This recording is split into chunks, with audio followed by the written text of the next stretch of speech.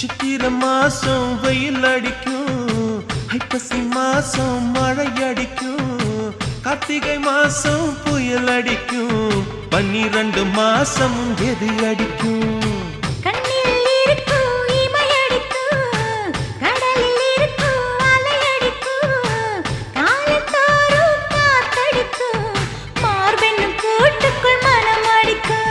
மனச தொடர்ந்து வையடி, நாளும் மதிய விருந்து வையடி, உன் வெட்கம் என்னும் கரைப்பாக முத்தம் போட்டு துவைக்கணும், முத்தாட முகம் தொடடி.